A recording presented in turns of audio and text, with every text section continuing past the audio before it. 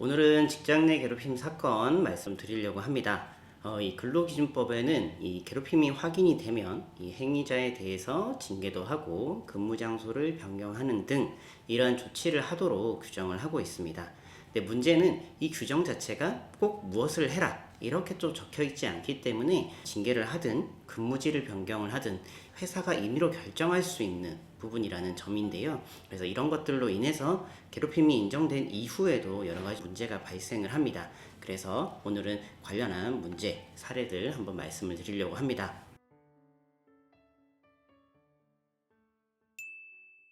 이 사건은 가발 회사에서 발생을 했습니다. 저도 이름만 들으면 알고 있던 회사인데 이곳에서 직장 내 괴롭힘이 발생한 건데요. 사건을 간단하게 말씀을 드리면은 이 근로자는 관리자의 비위 행위나 이런 것들이 확인이 돼서 이거를 본사에 신고를 했습니다. 본사가 당연히 이거에 대해서 조사나 이런 것들을 했을 텐데 문제는 이 관리자가 신고인에 대해서 보복행위를 했다는 것입니다. 애당초에 이렇게 비위행위를 신고한 근로자를 보호해줬다면 저는 이런 괴롭힘이 발생하지 않았을 것 같긴 합니다. 그래서 이 관리자가 어떤 것들을 했는지 말씀을 드리겠습니다. 아무래도 이제 관련 법령 때문에 그 워딩을 제가 그대로 옮길 수는 없어가지고 조금 유사하게 변경을 해서 말씀을 드리겠습니다. 비위행위가 이제 들어오고 나서 관리자는 전체 직원을 모아둔 상황에서 이 얘기를 막 합니다. 내가 신고를 당했다 이런 얘기들을 하면서 나는 떳떳하다.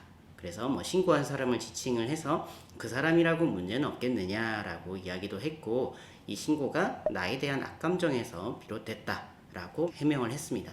근데 문제는 이렇게 해명의 자리를 가진 이후에 신고한 근로자에게 불이익이 되는 그런 지침을 전달을 했습니다. 이 업종 같은 경우는 이제 영업을 어떻게 하느냐에 따라서 본인의 매출이 결정이 되고 그거에 대한 인센티브 이런 것들을 이제 급여의 상당 부분 받게 되는데요.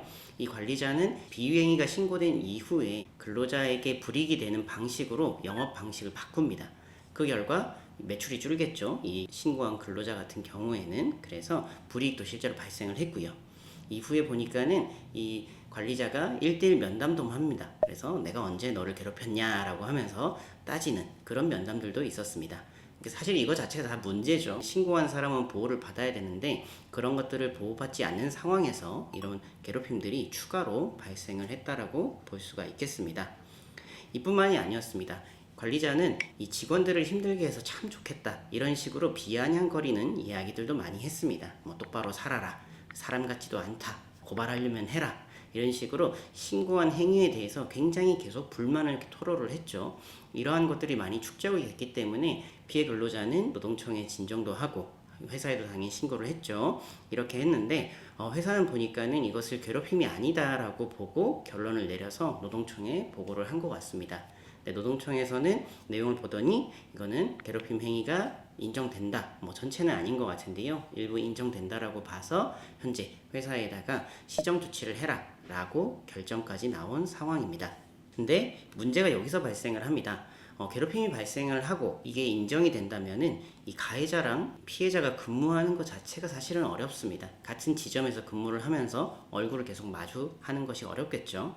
근데 회사는 이제 징계나 인사이동 같은 경우는 재량 상황이니까 인사위원회를 열긴 할 텐데 다른 곳으로 가해자들을 보내주기는 어렵다라는 입장을 보이고 있습니다. 그리고 노동청에도 물어봤는데 이렇게 해도 문제는 없다고 확인을 했다고 하고요.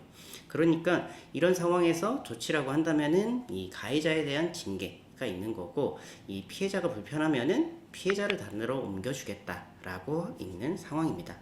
이 비위 행위를 저지른 가해자는 다른 곳으로 보낼 수 없다고 하는데 왜 이 피해 근로자는 다른 곳으로 보낼 수 있는지 저는 좀 이해가 되지 않습니다. 이 피해자로서는 이 가해자랑 계속 근무하는 것이 가장 힘들겠죠. 그런데 이런 부분들을 받아주지 않는다면은 사실상 이 직장 내 괴롭힘 신고나 이러한 절차들이 반쪽짜리밖에 되지 않다라고 좀 생각이 들고 사실상 구제가 되지는 않았다라는 생각도 좀 많이 듭니다. 그리고 이러한 문제나 이런 부분들이 있음에도 불구하고 노동청에서는 이걸 이제 강제할 수 없는 이런 상황들도 참 문제라고 생각을 합니다. 그래서 일단은 이 노동청에 이 분리를 거부하는 회사의 태도나 입장이 잘못됐다라는 좀 의견서를 좀 제출을 하려고 하고, 결국은 이제 다른 곳으로 이 가해자들이 옮겨갈 수 있게끔 좀 최대한 노력을 해볼 텐데요. 이러한 요구들이 과연 노동청에서 받아들여질지에 대해서는 향후에 결과가 좀 나오면은 소개를 해드리도록 하고, 잘 해결이 됐다라는 내용으로 좀 소개드릴 수 있도록 노력을 해서 말씀드리도록 하겠습니다. 그래서 직장 내 괴롭힘 사건 진행하시다 보면은 이 단계마다 좀 답답한 상황들이 많이 있으실 텐데요. 오늘과 같은 상황도 많이 있으실 것 같습니다. 오늘 말씀드린 부분들이 조금 도움될 수 있도록, 그리고 좋은 사례들이 많이 나와가지고 여러분들의 문제에도 도움이 됐으면 좋겠고요. 내용 보시고 궁금한 내용 있으면은 댓글 남겨주시면 답변 드리도록 하겠습니다. 다음에도 유익한 내용으로 인사드리겠습니다. 감사합니다.